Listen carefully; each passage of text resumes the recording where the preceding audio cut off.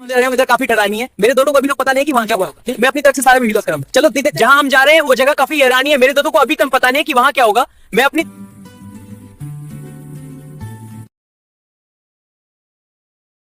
4 college दोस्त थे, अमन, रिया, कबीर और नेहा। वीकेंड आया था, कॉलेज बंद था और काफी दिनों से उनके मन में एक ही बात घूम रही थी कि कुछ अलग किया जाए।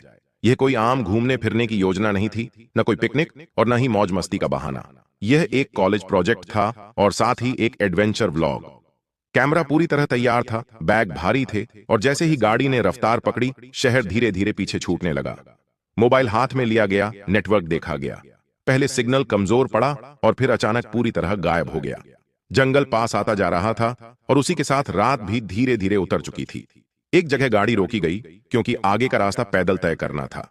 चारों ने अपने अपने बैग उठाए और जंगल के भीतर कदम रखा। टॉर्च की हल्की सी रोशनी पेड़ों पर पड़ रही थी, जिससे अजीब अजीब परछाइयां बन रही थीं। हर कदम के साथ सूखे पत्तों की आवाज गूंजती थी, जो सन्नाटे को और गहरा कर रही थी। कुछ भी साफ दिखाई नहीं दे रहा था, लेकिन फिर भी ऐसा लग रहा था जैसे कोई है, कहीं पास, कहीं छुपा हुआ, जो लगातार उन्हें देख रहा हो। थोड़ी देर चलने के बाद एक खुली सी जगह मिली और यहीं कैंप लगाने का फैसला हुआ। लकड़ियां जमा की गईं और आग जलाई गई। घने अंधेरे के बीच आग की रोशनी में चारों के चेहरे साफ दिखाई देने लगे, लेकिन उस रोशनी के बाहर सब कुछ घना और डरावना अंधेरा था। सब्जियां काटी गईं, बर्तन खोले गए, चाय चढ़ाई गई और कुछ देर के लिए हंसी भी हुई। लेकिन जंगल उस हंसी में शामिल नहीं था। जंगल की आवाजें हंसी से कहीं ज्यादा भारी, ज्यादा गहरी और ज्यादा सच्ची थी। तभी अचानक एक अजीब सा एहसास हुआ, जैसे कोई उन्हें देख रहा हो। चारों की नजर एक साथ अंधेरे की तरफ गई और तभी पेड़ों के बीच एक बड़ी सी परछाई ध्यान से। न कोई दहाड़ सुनाई दी, न कोई हमला हुआ, न कोई तेज हरकत, बस एक मौजूदगी थी। एक शेर, शांत, स्थिर, जैसे यह जंगल उसी का हो।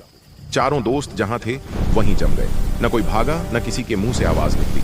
सिर्फ आग की लौ हल्की हल्की कांप रही थी और दिल जोर जोर से धड़क रहा था। रात धीरे धीरे बीतती रही।